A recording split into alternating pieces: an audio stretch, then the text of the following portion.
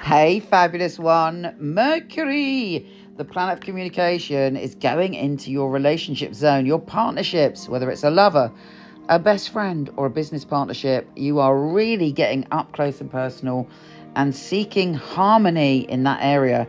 Now, do look out for that area after the 13th because Mercury is going retrograde, going backwards. So if there's something you want to say, sort out, bring peace to, or enjoy the beauty of, try and do it before the 13th. And after the 13th, it may be that ex-lovers get in contact with you, or the past pops up left, right and centre throughout the whole of this month. Also, if that wasn't enough, Venus, the planet of love and abundance, is also going into a very love-focused position for you. It's all about creativity, joy and wonder. Should be lots of laughter, lots of joyful experiences, and you feeling very positive about all things love and abundance. And you're also able to be very creative and very funny when it comes to those areas. You might be thinking about committing to a journey or doing something you've always wanted to do, thanks to Venus trine Saturn, or maybe traveling with a lover, or traveling somewhere that really makes you feel creative. And it could be a long-term project. You might go, right, I'm going to do that in 5 years. Or you might go, right, I want to go and move somewhere for a few years. But whatever it is, it's super exciting for you and you feel thrilled and your energy is really upbeat about it. With Mercury trine Jupiter on the 8th, you are really enjoying the company of other people. You are laughing, you are joking, you are excited about life. Things shift slightly with the new moon in Sagittarius. Of course, the moon is your ruler, so it affects you differently to other people, and you find yourself wanting to do the inner work. You might find around the 12th of December, when we have that new moon, that you want to explore on your own. So I'm just getting the leaf, my computer is about to go. So you might feel that you want to be on your own, you want to focus on work, you want to focus on self-improvement, you want to focus on really thinking about your habits and patterns and what you can change to transform your life. But it is a new chapter. Whenever we have a new moon, it is the energy we're taking forward, and it's a new beginning. So it's the perfect time for you to focus on ditching any habits or behaviors or anything really that is kind of blocking you. Small tiny changes bring massive results with this vibe. So after the new moon on the 12th, you go, right, this is it, I'm starting again in some way. Now, as I say, on the 13th, Mercury goes fully retrograde. That's nice. We got that for Christmas. But you are still able to keep the beauty and the harmony in your life. Now, Pluto is at a very critical 29 degrees on the 20th of December, and it's in your relationship zone. Now, you've had it there for ages, donkey's years. But because it's hitting 29 degrees, it is crunch time. If there is a relationship, a partnership, or something within yourself to do with fears about relationships or partnerships, this Pluto is going to be brutal. It is bringing the truth to the party, and you're going to have a very deep awareness about what needs to change. If you've been avoiding change in that area, you can't, because Pluto is coming to the end of its cycle.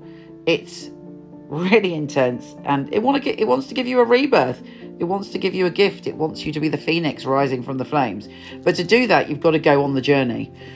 You can't avoid it. That's just the way that it is. But again, it will ultimately be a new beginning. You're at the end of this very long process where no doubt over the past few years, you've had big eye-openers when it comes to relationships and one-to-one partnerships, full on.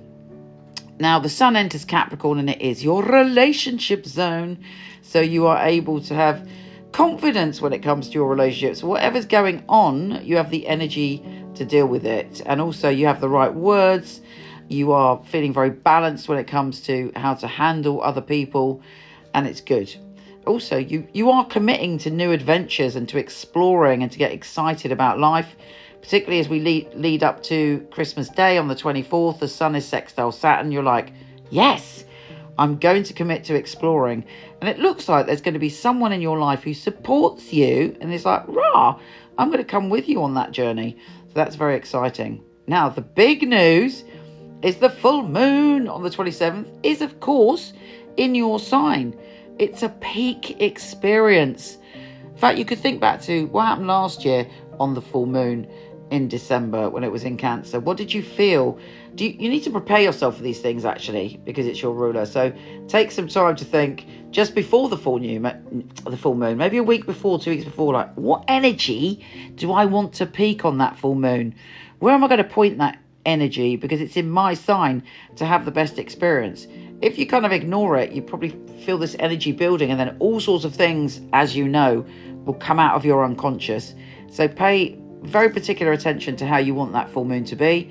And it could be extraordinarily fabulous, but if you're blocking things, it's, it can be quite emotional. But you're used to all this because the moon is your ruler. Now, Venus, the planet of love and abundance, is again urging you to change patterns, to look at all the details in your life, to sort out where you want to go in terms of money as well and abundance. If you make small changes, you can have great rewards. Anyway, have a stunning month. You take care, and I'll speak to you soon. So here is the deck. I love the box. Got some of the tarot heroes on the front that are in my deck, which I'll tell you about later. It is flip top. How fabulous is that? I love that.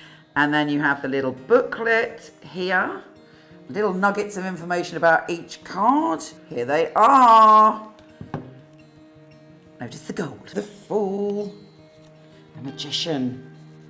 The High Priestess, which is so important because it is Pamela Coleman Smith. She was the illustrator of the original Rider-Waite. And I have 3 Lovers cards. The Chariot, Strength, the Hermit, various heroes here. This is Anna May Wong. So I've got this leaflet that comes with the pack. It gives you one line of straight to the point wisdom about it. But this is the book. And I'm so pleased with it because what I aim to do with this deck is to inspire your own psychic ability, but also to empower you and uplift you every day with the message of the card. Let's take a look inside.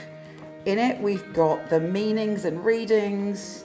All my knowledge is in this book, all my love and all my heart. I talk to you about my journey, and I talk to you, most importantly, about how to dive in and learn the tarot really quickly, because that's the way I roll. Very easy guide. I talk to you about reversals and how to empower yourself and feel the love of the tarot. And then there's a little space where you can do your readings.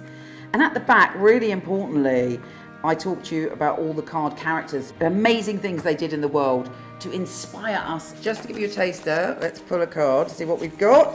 Well, that is a great card. The 9 of Cups, the Wish card. The most basic interpretation of the 9 of Cups is that you're being given a massive cosmic yes. This book is my life's work. I've been doing tarot basically from when I was born.